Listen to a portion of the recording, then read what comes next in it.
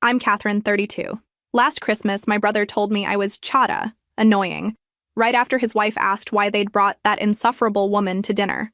I smiled, left quietly, and the next morning, they received a $200,000 lesson about respect that changed everything. But let me back up to when this whole mess started.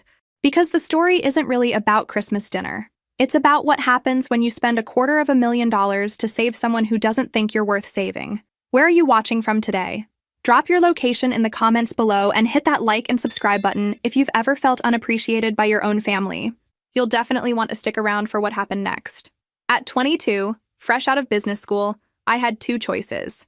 Get a safe corporate job like everyone expected, or bet everything on a crazy idea about digital marketing that most people thought was impossible. While my classmates were interviewing for positions with steady paychecks and health insurance, I was sleeping on a friend's couch, living off ramen noodles, and investing every penny I earned into building something from nothing. My parents thought I'd lost my mind. "Catherine, just get a normal job," Mom would say during our weekly calls. "You have a perfectly good business degree. Why are you making this so hard on yourself?" Because hard work pays off. Because taking risks teaches you things that safety never will.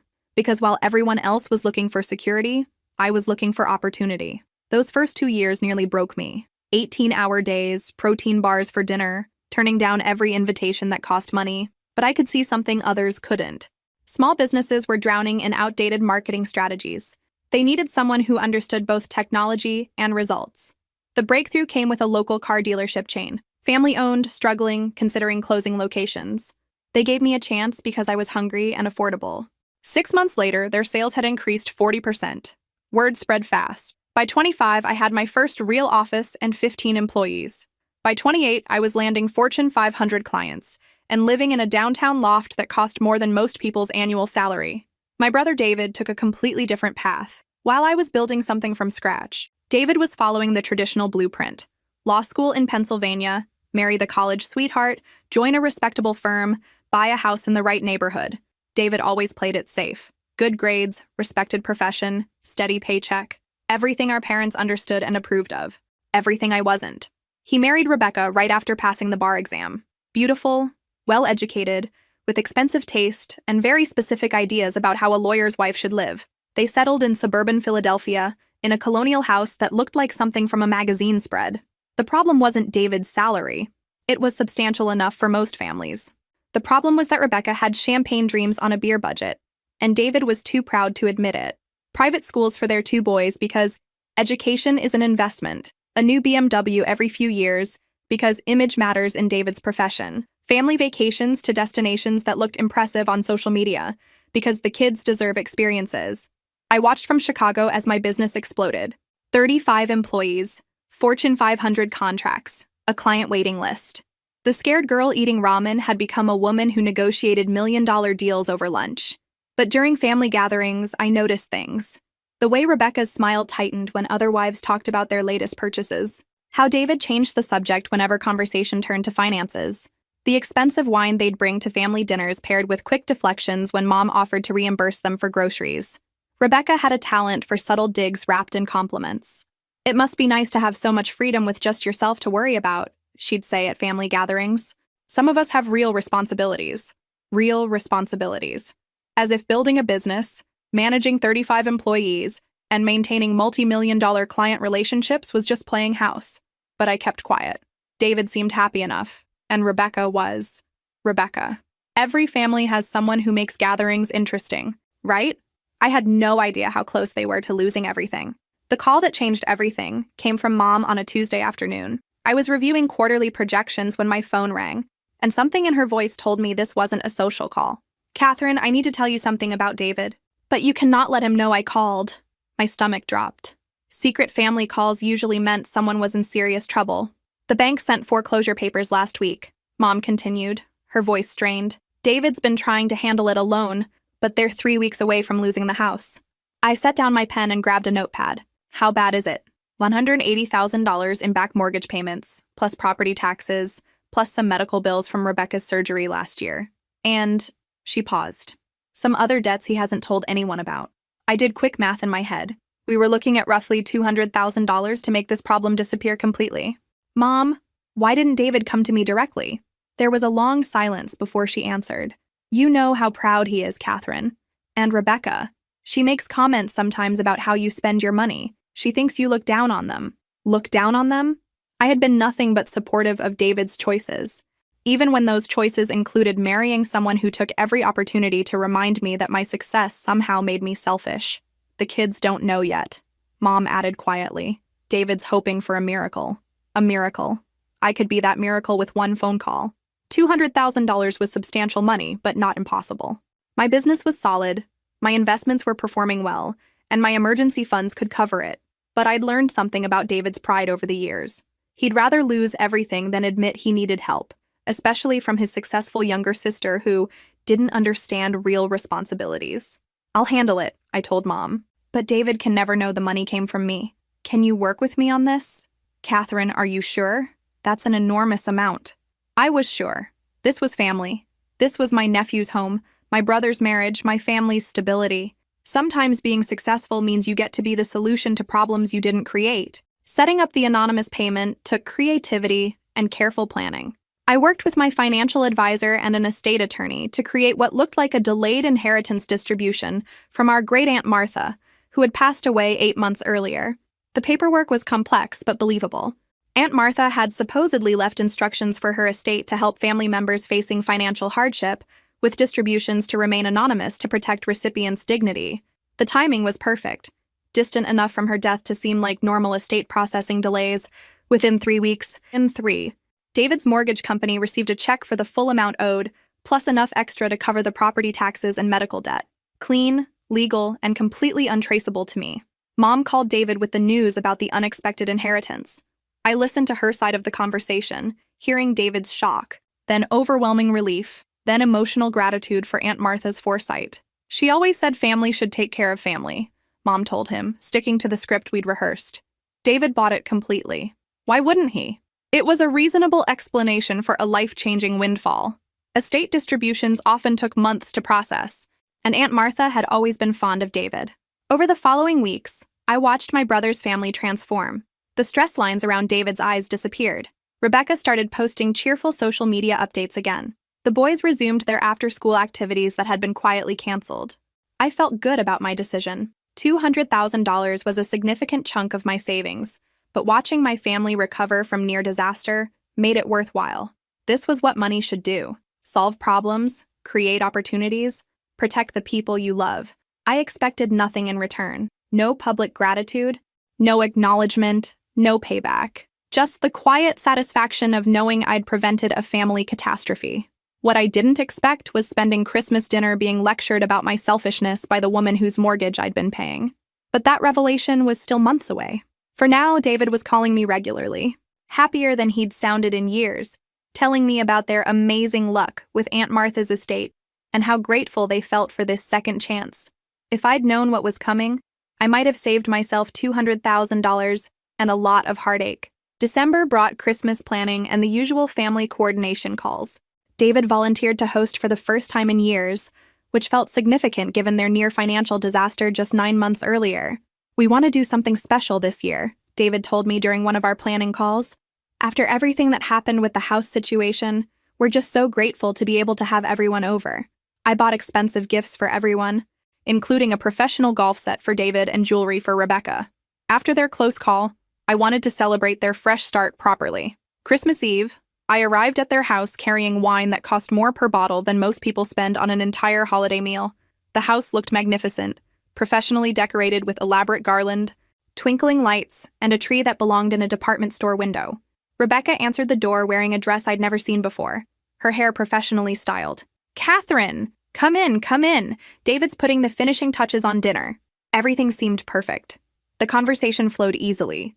Dad's terrible jokes got their traditional laughs, and the kids showed me Christmas lists filled with items that would have been impossible luxuries before Aunt Martha's inheritance. We made it through cocktails, appetizers, and the main course without incident. I was actually thinking this might be our best family Christmas in years. Then came time to clear the dishes. I was carrying plates to the kitchen when Rebecca stopped mid-stride and turned to David with the kind of expression that signals an incoming verbal missile. "Honey, why did you invite that insufferable woman tonight?" For a moment, I thought she was talking about someone else. Surely my sister-in-law wasn't referring to me as that insufferable woman. while I stood 3 feet away holding their dinner plates. David looked confused. What do you mean? Catherine's my sister. Rebecca sighed the way people do when they're about to say something cruel but want to seem reasonable about it. I just think Christmas should be for people who actually contribute to our family, you know? People who are involved in our lives year-round, not just when it's convenient. The plates in my hands suddenly felt very heavy. People who actually contribute to our family? I was literally the person who had saved their family 9 months ago, and she was questioning my contributions. Rebecca, David said uncertainly, Catherine is family. Is she really, though? Rebecca's voice took on that particularly sharp edge some women master for delivering perfectly aimed verbal kill shots. When was the last time she offered to help with anything? Rebecca continued, warming to her theme. When was the last time she called just to check in, not because Mom organized some family event? I stood there holding their dishes, listening to myself being dissected by someone whose mortgage payments I'd been covering for 9 months. She shows up with expensive wine like that makes up for being completely absent the rest of the time, Rebecca went on. Look around, David. Look at what we've built here. Did Catherine contribute to any of this? If only she knew. That's not fair, David said, but his voice lacked conviction. He was hedging his bets, trying to placate his wife without completely throwing me under the bus. Isn't it fair? Rebecca was gaining momentum now. She has all that money, all that success, and what does she do with it? Buys herself designer clothes and fancy cars while we're working our asses off just to keep our heads above water. Working their asses off. With a mortgage I'd paid in full and financial stress I'd eliminated with a single check. She acts like the generous family member because she brings expensive wine to dinner, but when has she ever actually helped when we needed it? Rebecca continued. Never. Because people like Catherine only care about themselves. People like Catherine, as if my success automatically made me selfish. As if having money meant I owed them something but was too selfish to provide it. I carefully set the plates on the kitchen counter and turned to face Rebecca directly. Is that really how you feel? I asked quietly. For just a moment, she looked uncomfortable, but then her chin lifted defiantly. I'm just being honest, Catherine. Family should be able to be honest with each other. Honest. About my selfishness. While standing in the house I'd saved, I looked at David, waiting for him to shut this down, waiting for him to defend me, or at least suggest this wasn't the time or place for this conversation. Instead, David shifted uncomfortably and said, Rebecca's got a point, Kate. You have been pretty distant lately, and the money thing, it does feel awkward sometimes. The money thing that had literally saved their home. That's when something crystallized inside me. Not anger, exactly, but perfect clarity about who these people were and how they saw me. I smiled, actually smiled. You know what? You're absolutely right. I should definitely work on being more involved. I walked calmly to the front closet, retrieved my coat and purse, and headed for the door. Catherine, where are you going? David called after me.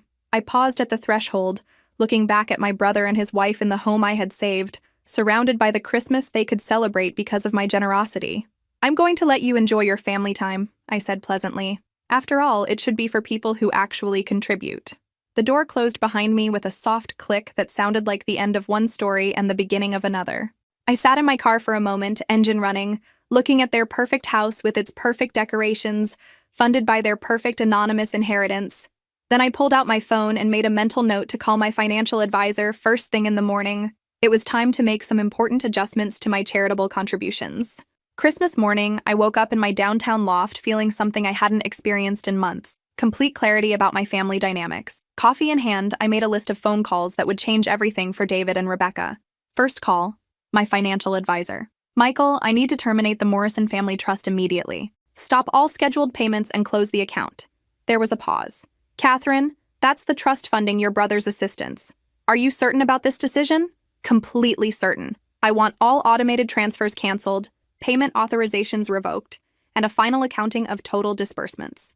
The numbers, when they arrived later that day, were staggering. $200,000.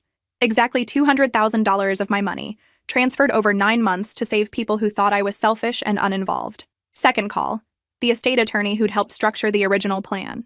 What happens when the payments stop? I asked. The mortgage company will revert to requiring full payments from the borrowers, he explained. If they can't meet the obligations, they'll start receiving delinquency notices within 30 days. And they'll be notified about the trust termination? Yes, they'll receive official notification that the estate distribution has been fully dispersed and no additional funds are available. Perfect. Clean, professional, and completely legal. Third call, Mom. This one would be interesting. Catherine, what's wrong? You sound different. I need to tell you something about David's miraculous inheritance, Mom. There was no inheritance from Aunt Martha. Silence. That was me. All of it. The $200,000 that saved their house, paid their medical bills, covered their property taxes.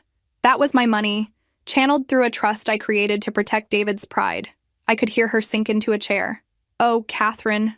After what happened at Christmas dinner, I realized something important about how my family sees me, and I decided I didn't like what I learned.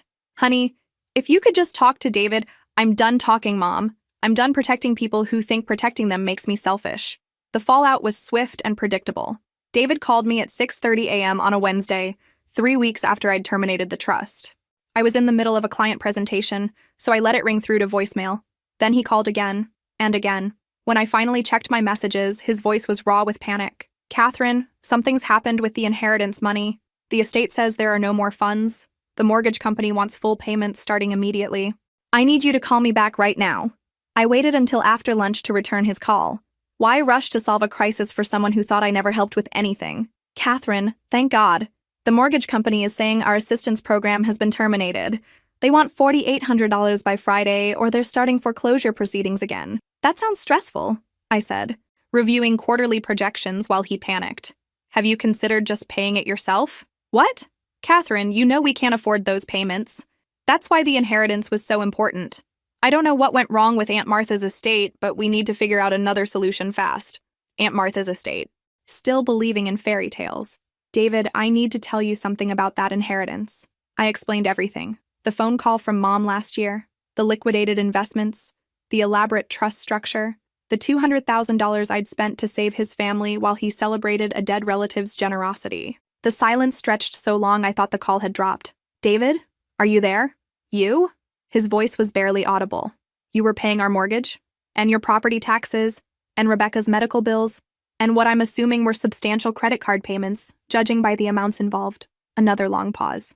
Why didn't you tell me it was you? The question was so absurd it made me laugh. Because you're too proud to accept help from your successful little sister, David. Because Rebecca spends every family gathering explaining how selfish I am. Because I thought if you didn't know it came from me, you might actually be grateful instead of resentful. Catherine, we had no idea you wanted to help. I shouldn't have had to announce my willingness to help. I shouldn't have had to prove my generosity. And I certainly shouldn't have had to sit through Christmas dinner being lectured about my selfishness by someone whose mortgage I was paying. Rebecca didn't know about the money, David said quickly. If she had known, that's exactly the problem, David. She didn't know, but she felt completely comfortable explaining to our entire family how little I contribute to your lives. She didn't know, but she was absolutely certain I'd never helped with anything important. I could hear him scrambling for some kind of defense or explanation. I'm not angry about the money, I continued. I could afford it, and I was genuinely happy to help. I'm angry about the gratitude.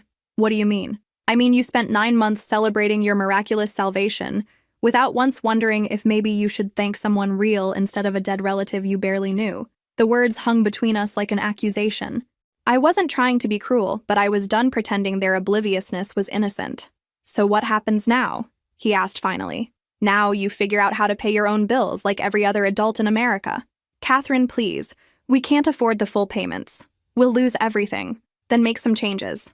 What kind of changes? Sell the house and buy something you can afford. Move the kids to public schools. Get Rebecca a job. Live within your actual means instead of the means I was secretly providing. That stopped him cold.